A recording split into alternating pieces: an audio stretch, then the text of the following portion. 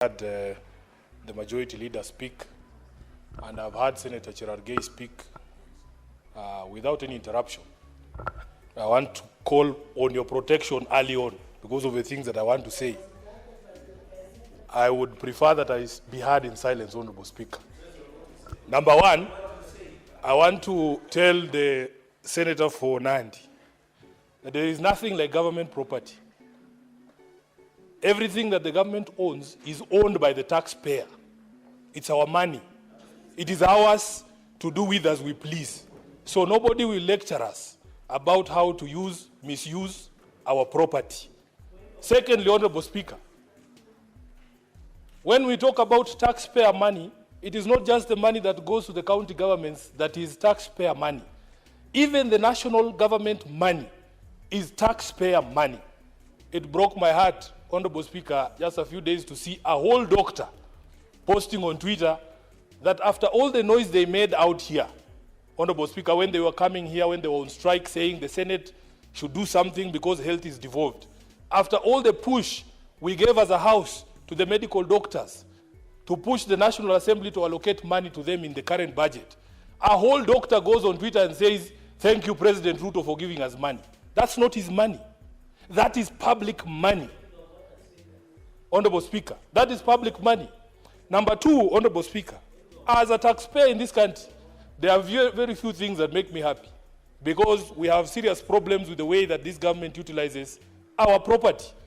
Honorable Speaker, the only time when you drive around this country and you see a road sign that says road maintenance levy, your taxes have been used to improve this road, that's the only time that I feel proud to be a taxpayer in this country. But all these other times, when you talk about people putting their photos everywhere, I have seen governors, whenever there is a tax waiver, his photo is bigger than the message that is in the newspaper. I have seen governors buying billboards. The face occupies 3/4 of the billboard. The message is so small, the rest of the billboard is his face. Honorable Speaker, even this week, I have seen a governor who is my friend, and I have to say this because I want him to succeed. He has bought time on Citizen TV. Prime time. I was watching the news at night, and I see a governor advertising a project that is funded by the county government, and he's saying that this project has been funded by so and so. I was very shocked. Where do you get the money, Honorable Speaker? I don't want to be informed. Sifuna, do you want to be I don't want to be informed. I'm in the middle of teaching. I'm in the middle of a lecture. Honorable Speaker, so I was very shocked. You all have TVs, you can pay subscription, you will see the governor. So, Honorable Speaker, I ask that you protect me. When I began this submission, Honorable Speaker, I asked that you protect me because I knew this would happen. Honorable Speaker, we have seen images of governors. What is your point of order, Senator Cherargei? Under which standing order are you reaching the point? Speaker, I stand under standing order 101 on contents of speech. When Senator Sifuna says he's teaching us, is it part of the rules of debate, Mr. Speaker? Are there children that he's teaching here? All of us are distinguished senators, and that governor, by the way, Mr. Speaker, is Governor George Natembeya. That is why he's fearing to say. Maybe he's teaching citizens of Kenya. In fact, Honorable Speaker, if you look upstairs, you will see there are children there. Yeah, so allow me to teach. And when I'm standing here, I am not just speaking to this House, Honorable Speaker, I'm speaking to the country. So, Honorable Speaker, I have seen images of governors on something as mundane as milk packets for school milk, even on meals, Honorable Speaker. So that you want to tell us that this is Sifuna is doing. I have seen my colleagues in the National Assembly, Honorable Speaker, every single national government CDF funded project, they have to find a way to put their names on it. Even after the courts ruled that this thing is unconstitutional, they changed now, they say, oh, this is financial year 2022-2023, patron. Then they write Edwin Sifuna, patron. Honorable Speaker, this Mr. Musundi has identified a proper problem in this country. And we want to be able to say that every single coin that is utilized by national and county governments is actually our money. That's our property. Honorable Speaker, I've seen these patrons disbursing bursary checks, and they want to greet the parent and look them in the eye and ask them, who is the person who gave you this check? Then they say it is Sifuna. Then they say, remember me in 2027. Mr. Speaker, you would think that that money is their money. And one of the things I don't understand, these members of the National Assembly make the dishing out of checks to appear like something that is so appointed. Like a clerical job, who cannot dish out, who cannot, if your office wrote checks, how difficult is it to distribute checks? It's a physical transaction. So they come and make noise here and tell us all about how children will not go to school. Honorable Speaker, and that check has 2,500 shillings on it. There are people here who are educating children and they don't even announce it. Honorable Speaker, they should come to our offices so that we tell them, all those children that I have paid school fees for, even if you see a single one of them with a picture of Sifuna, you should ask me. They go there and they say, this is the so-and-so who did it for me. But you don't see me presenting checks here in Nairobi saying, oh, Sifuna is issuing bursaries today. That is not your money. Can you show us photos of you issuing your own money so that you leave this public money aside, Honorable Speaker? Then, Honorable Speaker, the majority leader even wanted us to extend this thing to Plex. There was a young man who was going around this country called Morara, auditing national projects. The country is led by Plex, written, oh, this project was commissioned by William Ruto on this particular day, on this particular day. Those are the other Plex that we need to go for, because that is not Ruto's money. He should also remove his name on those Plex. Honorable Speaker, it is the truth.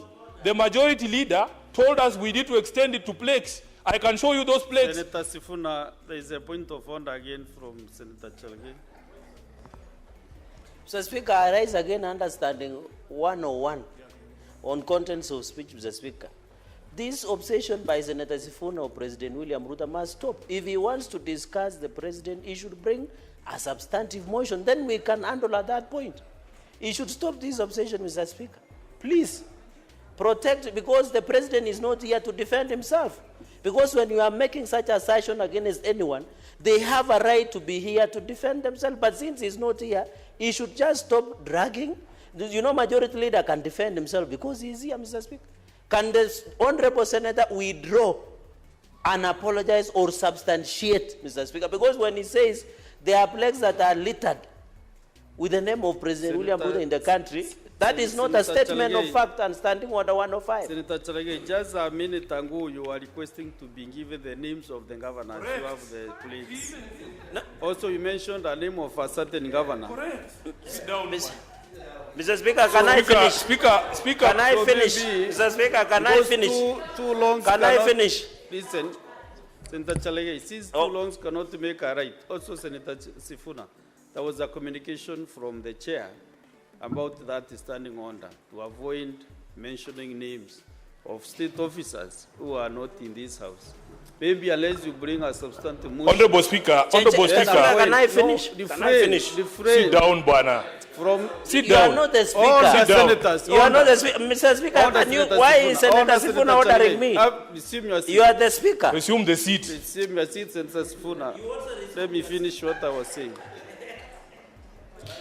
I'm saying as much as possible, you know, those plaques, those billboards and everything, whatever it is, avoid mentioning names of whatever billboard you saw, so that now we can make progress, Senator Chalge. Honorable Speaker, can I proceed, please? Yes, but Honorable Speaker, we are not discussing personalities. We are discussing our money. The Senator for Narok, Honorable Speaker, came from a time when he was hosting the president in his county. So he came back and told us, oh, we have been given an airport in Narok. The contractors are there day and night. So one time I had been given a lift by a friend of mine. We were coming from somewhere in Western. I said, I want to see this airstrip in Narok that has a contractor day and night. So I asked the pilot to fly over that space. Honorable Speaker, there is a plaque sitting there. There are no contractors there. That young man called Morara has gone around the whole country, has shown us. Even when you go to the so-called stadium in Wote, if you go to Kamarin Stadium, you will find those plaques there. Honorable Speaker, we cannot have these gatekeepers of the executive in the legislature. You do your job, let him do his job. So, Honorable Speaker, when he was going Honorable Speaker, can you protect me from this heckler? Senator Chelege, order, kindly. No. Honorable Speaker, do you Your points know? of order are not making sense now. Honorable Speaker, there is. Senator Chelege, can you allow? You know, when you are Senator used to Sifuna? using matatus, have you ever been in a chopper? You can see. No. Honorable Speaker, protect me from this. Senator Chelege. Senator Chelege, I'm giving you the first warning this afternoon. I'm giving you the first warning. No point of order. You Honorable Speaker, just please. let Senator Sifuna be in silence. Thank you. To conclude his. Honorable Speaker, so the point that I was making, Honorable Speaker, is that those plaques with names of either projects that have been started or concluded should bear the same sign that I told you about, the Road Maintenance Levy Fund. It should say, your taxes have built this stadium in Wote. Your taxes have built this stadium in Kamarin, which doesn't exist, by the way. Honorable Speaker, let me conclude by commenting on something he said. And I was very quiet when he spoke, so I hope he will be quiet too. Honorable Speaker, as a responsible government, you cannot tell us to wait for you to face you in 2027, and you are killing us today. Albert Ojwang is in the ground. He will not be able to meet William Ruto in 2027. So if we stopped, all of us, if all of us agreed, all of us should agree, Senator all of us Sifuna, should agree. Senator Honorable Sifuna, Speaker, please don't stop me. You are now contravening standing under Now 121. the Speaker himself is interrupting me. Standing under 121. I gave a ruling, I gave you guidance. You know you cannot do elections in the Senate. We don't do elections in the Senate. So avoid mentioning names of state officers. I warned you. I cautioned you. That is the first caution again, understanding on the 121. Very well, Honorable And Speaker. you know the consequences. Very well, Honorable Speaker. Very well, Honorable Speaker. What I'm saying is this.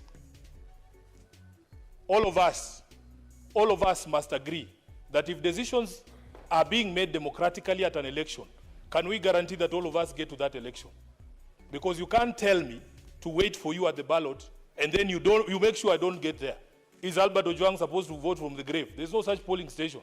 So when you talk about a state officer standing up and saying you can shoot people, as if people don't die from gunshot wounds. Honorable Speaker, we saw Rex Masai, the young man who was killed during the protest, was shot in the leg. So how can you tell people to shoot people in the leg as if those injuries are sustainable injuries? So, Honorable Speaker, we want to make it very clear that as a country, we have totally lost our way. And we will not have a conversation with someone telling us to wait for 2027 when he's not giving us a chance to get to 2027. He has become an existential threat for this country, and he must go as soon as possible. I thank you.